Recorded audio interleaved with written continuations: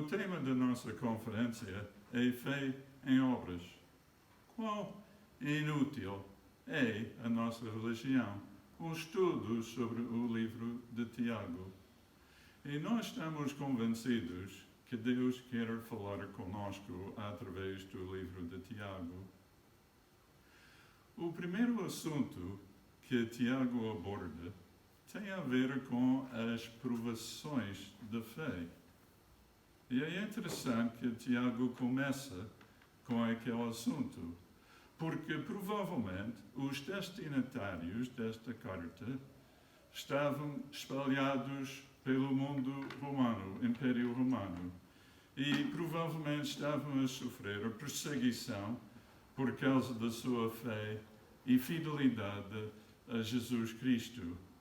E agora Tiago escreve com o coração de um pastor, encorajando os cristãos, dando uma outra perspectiva acerca das provações de fé.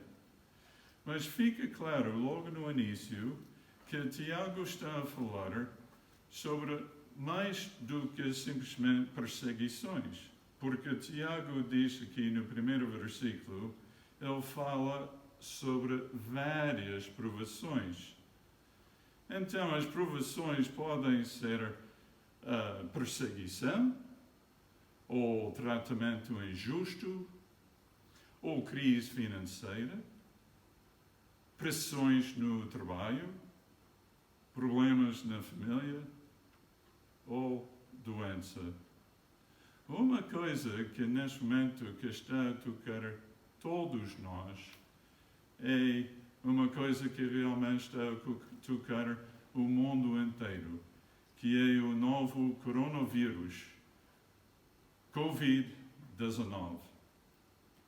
E isto traz para nós uma nova realidade, muita incerteza, muito medo, e mesmo para o cristão pode ser uma das provações da nossa fé, com potencial para nos abalar. Uma coisa é certa, todos nós vamos enfrentar várias provações. Ninguém está isento. E a questão é, realmente, como reagir no meio das provações. E nós podemos encontrar nesta passagem, nos versículos 2 a 11 do capítulo 1, três princípios importantes que podem nos ajudar à medida que estamos a passar pelas provações desta vida. O primeiro princípio é este. Precisamos de entender os benefícios das provações. Tiago fala assim, meus irmãos, tende por motivo de toda alegria o passardes por várias provações. Agora, isto parece muito estranho falar assim, não é? Tiago não nega que essas experiências sejam difíceis, mas existem várias maneiras de responder a elas. Por exemplo, podemos estar frustrados, podemos estar zangados, podemos estar deprimidos. Podemos estar até confusos ou com medo daquilo que vai acontecer. Podemos estar tristes ou com tendência de fazer a reclamação ou ter ansiedade por causa das provações. Mas é interessante que Tiago diz, aqui nesta passagem, que nós podemos ter, ele diz, tende por motivo de toda alegria o passardes por várias provações. É realmente possível responder assim? Este tipo de resposta parece absurdo. Nenhuma pessoa normal gosta de passar por provações, a menos que seja masoquista. A nossa tendência, obviamente, é evitar a dor. Mas como o Tiago diz, nós podemos, de fato, ter por motivo de toda a alegria o passar por provações. O que Tiago apresenta aqui não é o poder do pensamento positivo. O que Tiago apresenta é baseado numa perspectiva diferente das coisas. Tiago quer que nós entendamos que há benefícios nas provações. E ele explica esses benefícios nos versículos 3 e 4. E leu: sabendo que a provação da vossa fé, uma vez confirmada, produz perseverança. Ora, a perseverança deve ter ação completa, para que sejais perfeitos e íntegros, em nada deficientes. Tiago está em boa companhia aqui, porque os apóstolos Paulo e Pedro também falaram dos benefícios das provações. Mas Tiago enfatiza aqui a fé confirmada, perseverança e maturidade na fé. A provação é um teste, mas não um teste com um objetivo negativo. É um teste que visa demonstrar a autenticidade da nossa fé. E não apenas isso, as provações também podem produzir perseverança na fé. Ou seja, cada vez que passamos por uma provação, confirmando a nossa fé, a nossa capacidade de perseverar em fé aumenta. Os atletas sabem disso. Para aumentar o seu desempenho, é necessário treinar e disciplinar o corpo. Um atleta só conquista o pódio depois de muito treino, de muito sacrifício e horas de dedicação. Do mesmo modo, precisamos também de perseverar em fé para podermos alcançar o objetivo final, porque o que Deus quer produzir nas nossas vidas, por meio das provações, é completude. A palavra perfeito no texto, no versículo 4, traduz a palavra teleios. E essa palavra tem vários significados no livro de Tiago. Às vezes significa perfeição absoluta, porque, por exemplo, Tiago fala em 1,17 sobre todo o dom perfeito que vem de Deus. 1,25, Tiago fala sobre a lei perfeita de Deus. Mas a mesma palavra também pode significar completo ou maduro. Esse é o significado no versículo 4, ou seja, as provações servem para produzir maturidade espiritual em nós. Mas isso não é algo garantido. Precisamos de cooperar com aquilo que Deus quer fazer. Esse é o sentido da expressão aqui: a perseverança deve ter ação completa.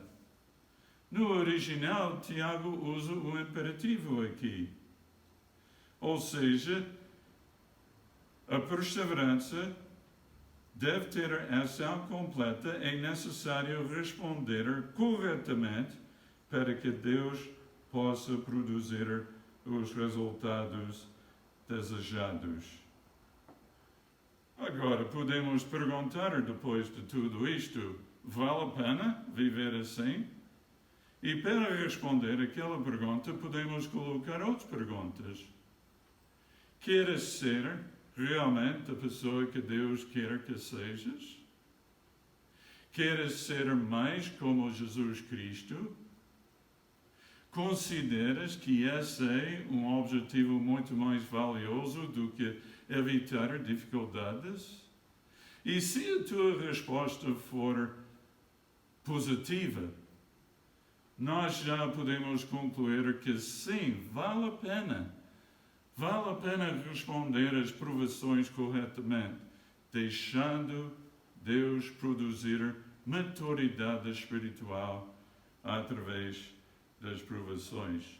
E isto leva-nos para o nosso segundo princípio no texto, nos versículos 5 a 8. Para beneficiar das provações, precisamos de sabedoria que vem de Deus. A sabedoria é uma característica altamente estimada, tanto no Velho Testamento como no Novo Testamento. Mas a sabedoria não é apenas inteligência. A pessoa sábia sabe viver de acordo com a vontade revelada de Deus nas Escrituras. E no contexto de Tiago 1, a sabedoria está ligada às provações. É algo que precisamos para poder responder bem no meio das provações. A sabedoria é necessária porque muitas vezes não sabemos como responder, ou ficamos confusos, ou perplexos no meio da provação, ou somos tentados a seguir o padrão deste mundo em vez de confiar em Deus. Tiago explica agora como podemos obter aquela sabedoria que necessitamos. E ele diz aqui no versículo 5, se porém algum de vós necessita de sabedoria, peça a Deus, que a todos dá liberalmente e nada lhes impropera, e ser-lhe-á concedida. Então, nós vemos aqui que só temos de pedir a Deus pelas coisas que nós queremos, porque Deus é um bom Deus. Precisamos de pedir a Deus que a todos dá liberalmente, sem repreensão. E podemos confiar nele, porque Deus gosta de dar aquilo que nós necessitamos. Mas Tiago também diz que precisamos de pedir com fé. É importante entendermos o que Tiago está a dizer aqui com essas palavras. Por exemplo, o que significa pedir com fé? Isso significa que o cristão só precisa de ter fé e Deus dará tudo o que a pessoa desejar? Será que significa que nunca devemos ter dúvidas no meio das provações? Não, o que Tiago está a enfatizar nesses versículos tem a ver com a orientação básica de um cristão.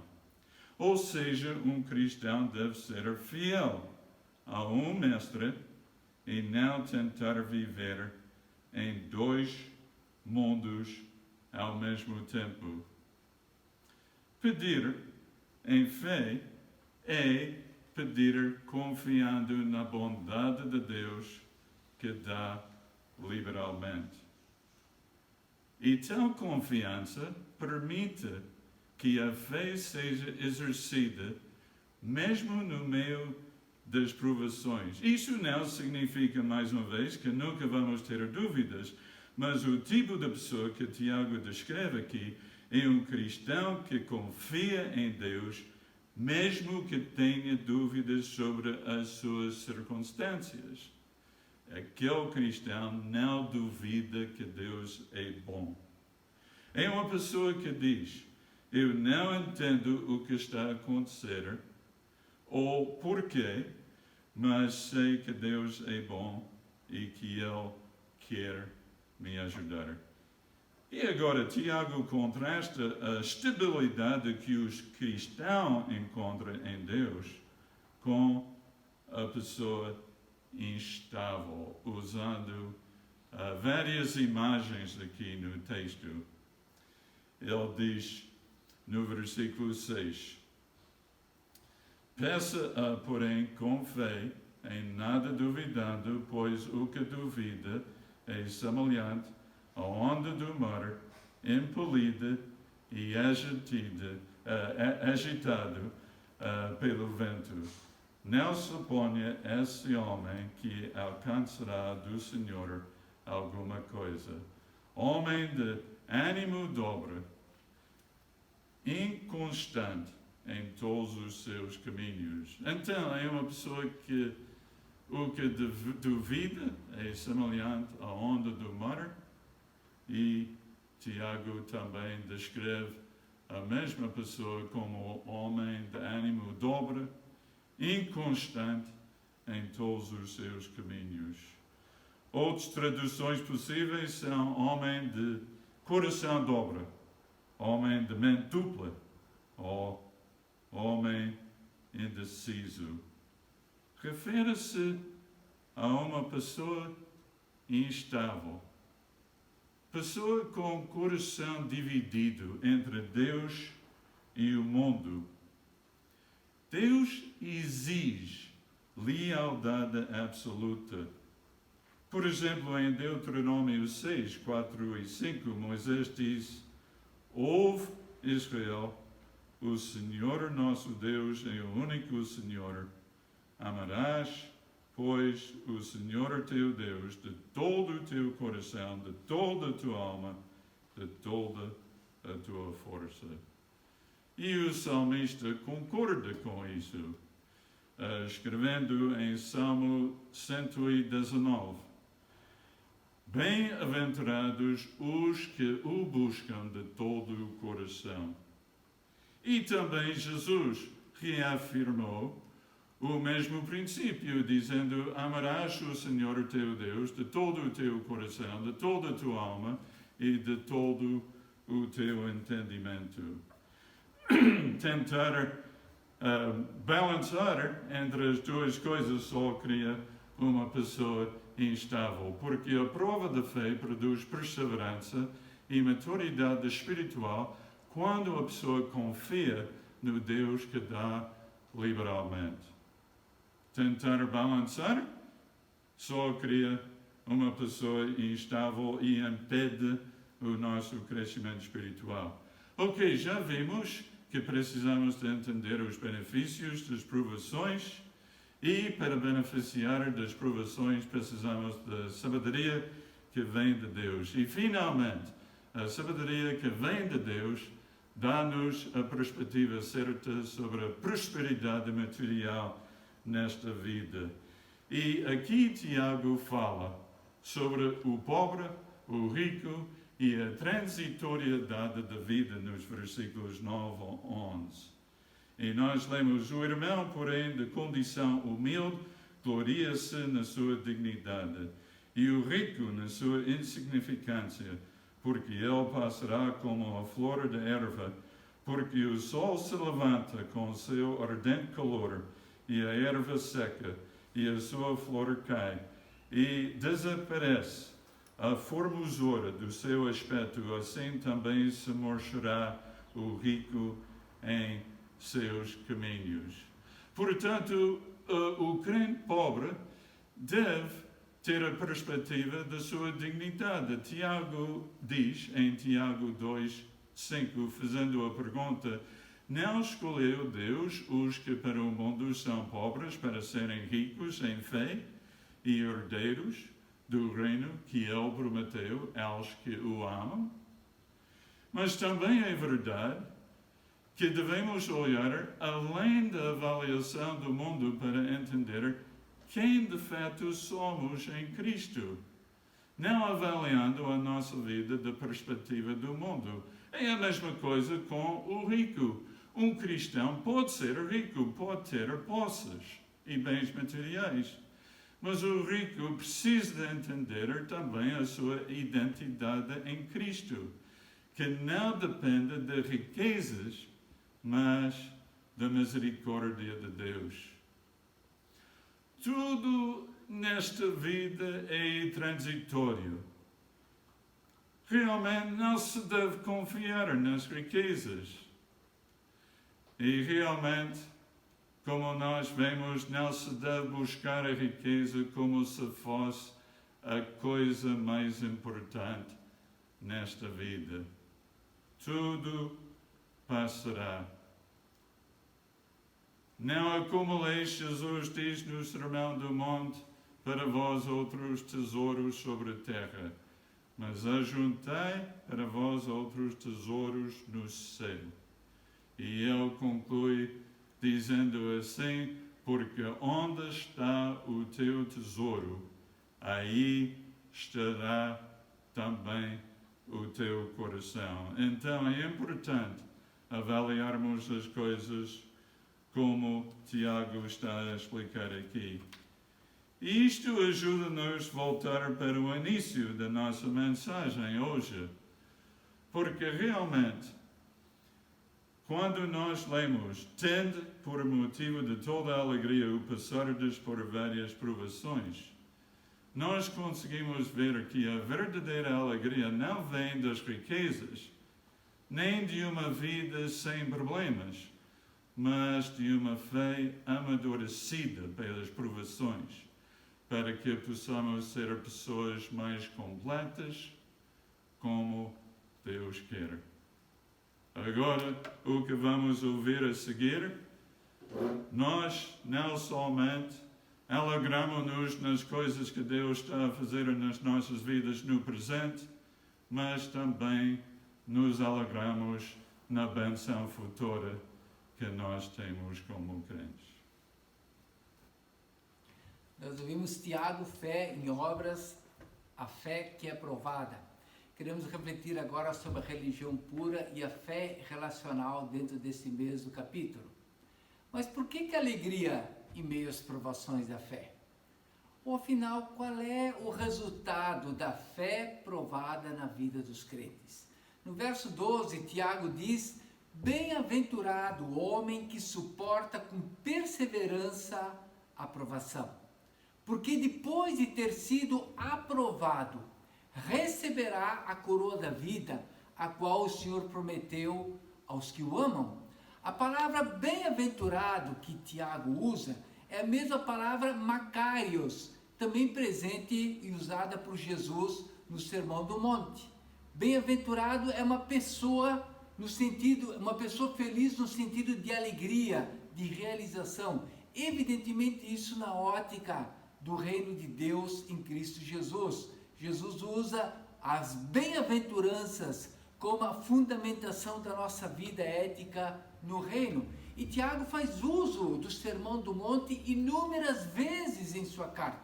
Nós vemos que Tiago está sendo orientado pelo Sermão do Monte, pelos ensinos de Jesus, pelo seu relacionamento com o Antigo Testamento, especialmente a Torá, especialmente os livros de sapiência. Tiago está apresentando aos crentes qual é a perspectiva do reino de Deus ao olharmos esses textos na ótica daquilo que Deus realizou em Cristo Jesus.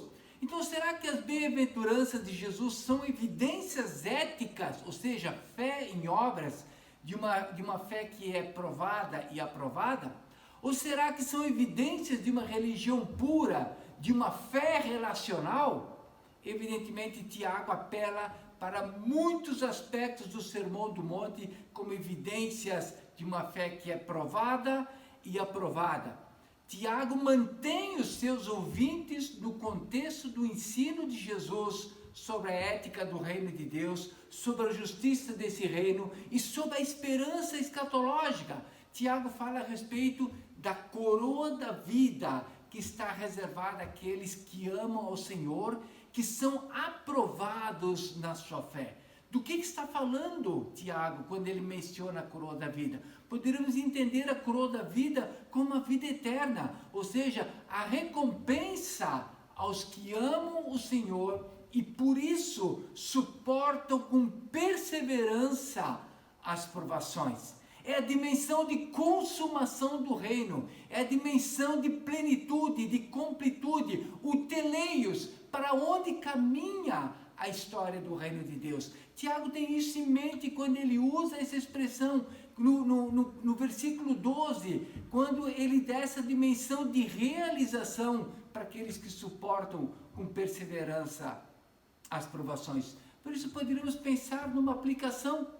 Imagine as bem-aventuranças do Sermão do Monte como evidências da religião pura e de uma fé relacional. Jesus fala: bem-aventurados os humildes de espírito, bem-aventurados os que choram, bem-aventurados os mansos, bem-aventurados os misericordiosos, bem-aventurados os que têm fome e sede de justiça, bem-aventurados os que são perseguidos por causa de Jesus. Será que em tudo isso não estão as evidências de uma religião pura, de uma fé genuína, de uma dimensão relacional? Como exercer misericórdia, como exercer mansidão, como ser um pacifista sem relacionamentos envolvidos? É nesse sentido que a nossa fé, que é provada, ela deve ser aprovada mediante as nossas ações éticas fundamentadas nos valores do reino de Deus anunciados por Jesus. Mas Tiago também vai além. Nós vemos o Tiago teológico. Muitos comentaristas dizem que o livro de Tiago é o livro prático do Novo Testamento, que Tiago não trata de teologia em si, mas a dimensão teológica em Tiago é muito evidente. Na dimensão, por exemplo, dos versos 14 e 15, Tiago fala a respeito da tentação, do processo da tentação como um aspecto de provação na nossa vida também. E Tiago faz um paralelo com Gênesis 3 sobre esse tema. Ele diz: ninguém ao ser tentado diga, sou tentado por Deus. Porque Deus não pode ser tentado pelo mal e Ele mesmo a ninguém tenta. Mas ao contrário, cada um é tentado pela sua própria cobiça. Ou seja, Deus não é a fonte da tentação. Nós vemos em Gênesis 3 que a serpente estava na raiz da tentação. E nós vemos em Gênesis 3 que o ser humano foi seduzido pela promessa de que seria igual a Deus, de que poderia discernir entre o bem e o mal. Ou seja, uma negação da palavra de Deus. É assim que Deus disse: de certo não morrereis. Essa é a base da tentação na origem de Satanás, como Tiago deixa claro esse aspecto. E Tiago trata então da tentação no sentido de provação. A mesma palavra peirasmos é usado tanto para tentação como para provação no grego. Nesse sentido, peirasmo como uma provação está na dimensão externa, ou seja, aquelas provas que vêm de fora.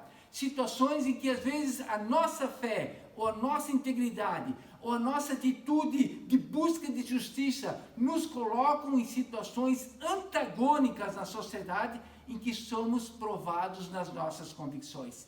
E também peiramos como tentação, ou seja, aquela dimensão interna, onde a cobiça humana está em jogo, onde a nossa natureza pecaminosa fala mais alto, onde o velho homem evidencia a sua natureza. Nesse sentido, a teologia de Tiago para a tentação mostra a sua origem e a sua natureza, tanto em Satanás. A serpente estava no Éden, a serpente negou a palavra de Deus para a mulher, a serpente induziu o ser humano à queda, mas também a tentação está na própria cobiça humana.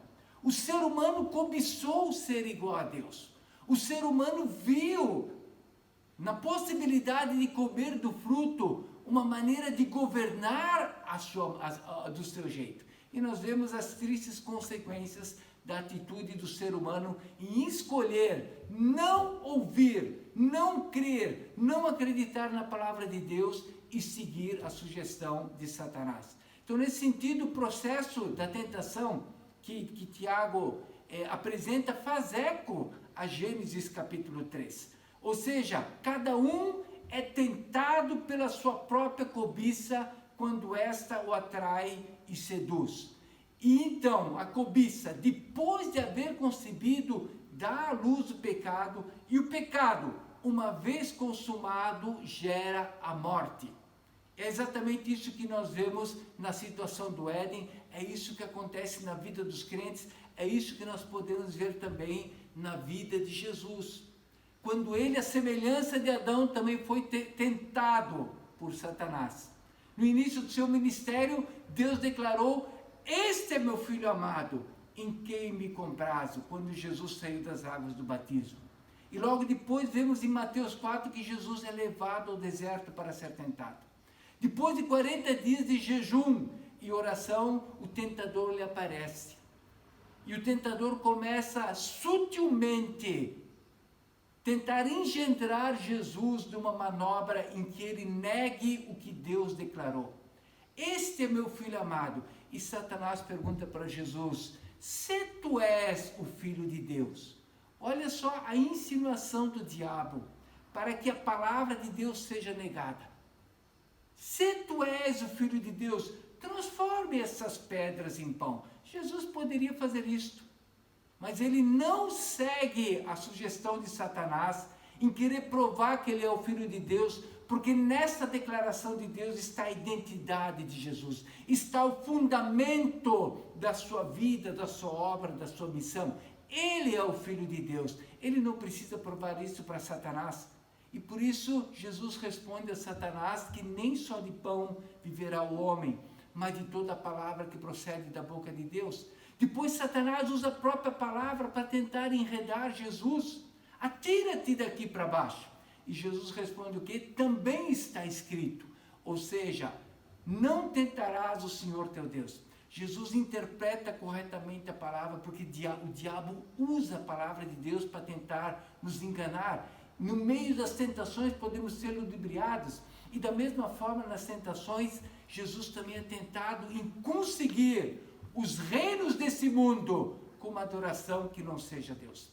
E aqui ele responde o quê? Adorarás o Senhor teu Deus somente, e só a Ele prestarás culto. Aqui nós vemos como Jesus responde às tentações, como a fé e as convicções de Jesus são provadas, e Jesus é aprovado porque ele mantém o foco na palavra de Deus, no que Deus disse, na sua confiança do Pai, na sua confiança na sua missão, na sua confiança no amor de Deus. É nesse sentido que podemos ver também uma aplicação em Provérbios capítulo 7. Tiago lia Provérbios, o estilo literário de Tiago mostra a mesma dimensão de expressão da sabedoria do Antigo Testamento.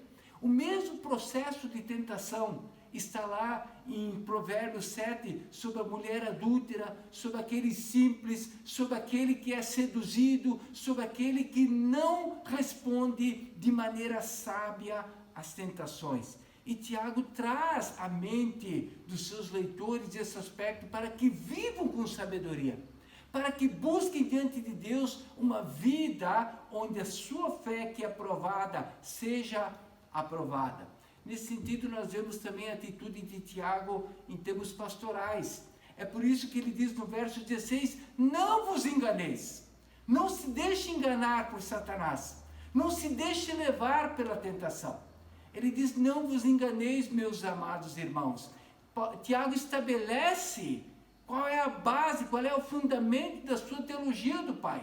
Ele diz no verso 17, toda boa dádiva e todo dom perfeito são lá do alto, descendo do Pai das luzes, em quem não pode existir variação ou sombra de mudança.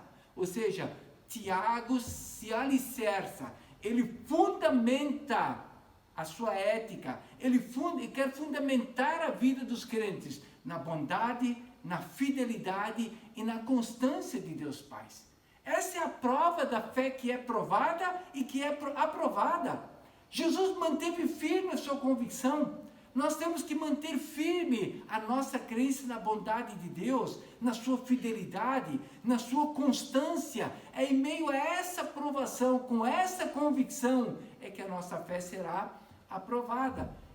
E que diferença nós vemos? Que contraste nós vemos do caráter, dos atributos de Deus quando nós olhamos para o ser humano? A inconstância, a falta de fé, a maldade no coração.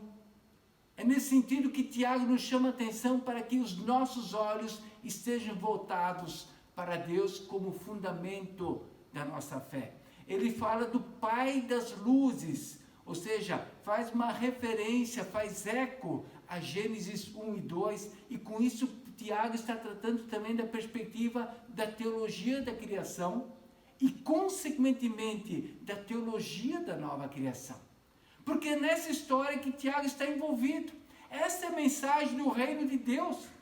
A boa criação de Deus, afetada pelo pecado, está sendo redimida em Cristo Jesus e vai consumar na nova criação, onde as consequências do pecado e da morte não serão mais visíveis. Por isso ele diz no verso 18, pois segundo o seu querer, ele nos gerou pela palavra da verdade, para que fôssemos como que primícias das suas criaturas. Isso faz alusão à palavra da verdade que nos gera, que nos dá nova vida, que faz de nós novas criaturas, ou seja, de um novo nascimento em Cristo. Jesus como a palavra que nos transforma, a palavra que fundamenta a nossa fé, que muitas vezes é provada. É nesse sentido que Tiago 1,18, evidentemente, faz uma alusão a Jesus e ao Evangelho, porque é neste contexto que Tiago está inserido. Ele foi alvo da graça de Deus em Cristo, seu meio-irmão. Apesar de não crer no início, ele creu de fato depois.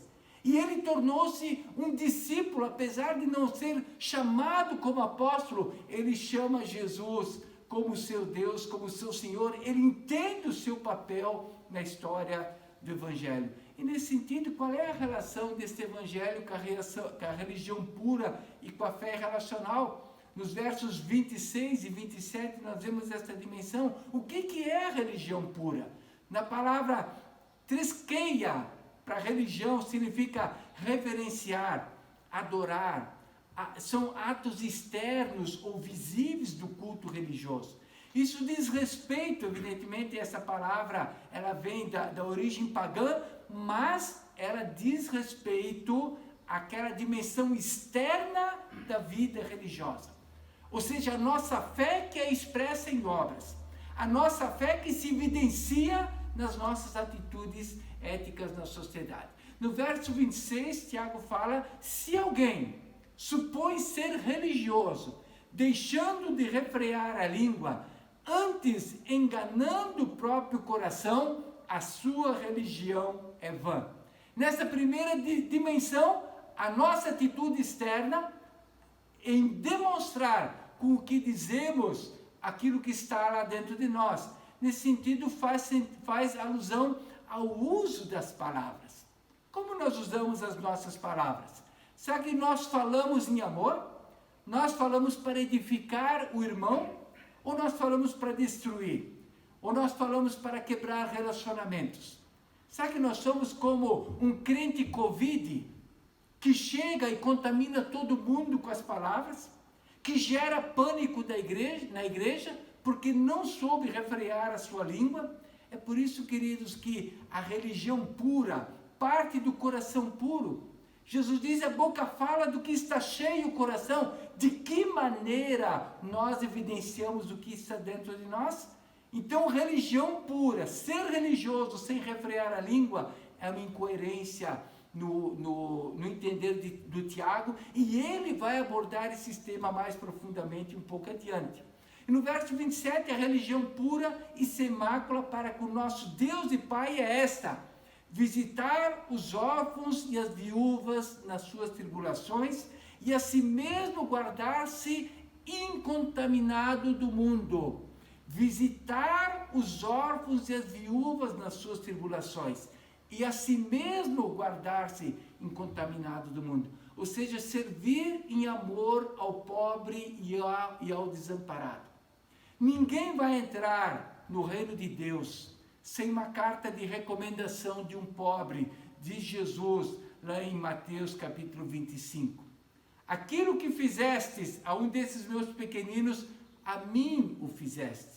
Ou seja, a religião pura tem a ver com uma expressão ética que diz respeito àquele que é necessitado.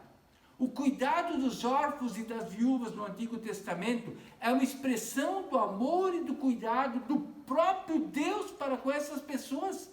Por isso que é tão fundamental na vida dos crentes evidências da sua fé em atos de misericórdia, em atos humanitários, em atitudes que mostrem as bem-aventuranças. E nesse sentido, uma das nossas conclusões no nosso estudo exegético sobre Tiago, a religião é útil somente quando produz a fé em obras. Somente quando a nossa fé produz obras de amor. É nesse aspecto que está a utilidade da nossa religião. E no outro aspecto, manter-se incontaminado do mundo. O que significa isso? Ver a vida na perspectiva da sabedoria de Deus e não a partir da ótica humana distorcida. É por isso que precisamos de sabedoria em meio às provações. E é por isso que precisamos pedir com fé. É por isso que nós precisamos depender de quem Deus é, um Deus de bondade, de constância, de fidelidade. Esse é o Deus que fundamenta a nossa fé e é no meio dessa convicção, dessa confiança que nós podemos ultrapassar de maneira positiva as nossas provações. Nesse sentido também, qual é a dimensão relacional da fé? Ou seja, a fé relacional consiste em amar a Deus em todas as dimensões da vida e amar o próximo como a si mesmo. É o Shema do Deuteronômio, é o Shema do Antigo Testamento. E Tiago faz alusão a esse mesmo conceito no capítulo 2. Por isso, amar a Deus e amar o próximo é uma dimensão visível da nossa fé, da dimensão relacional da fé que é aprovada. É porque a fé, em termos relacionais, é impossível amar sem relacionamentos saudáveis. A fé relacional é fruto desses relacionamentos. É impossível amar a Deus sem relacionamentos. É por isso que nós estamos dentro da dimensão da prova da fé, sujeitos a mostrar isso em relacionamentos adequados, seja no uso da língua, seja nas atitudes para com o pobre. Por isso a fé relacional é sempre uma fé aprovada e provada nos relacionamentos com Deus, com o próximo e com o mundo, manter-se incontaminado do mundo. Uma fé relacional é provada alegremente, confiante na bondade do Senhor, obediente na sua palavra libertadora e que produz vida. Essa foi a outra conclusão que nós chegamos nesse capítulo sobre esse tema. Por isso, fé em obras, fé provada, religião pura, fé relacional, tem tudo a ver com o fundamento daquilo que Tiago quer passar para os seus ouvintes. Que Deus nos abençoe.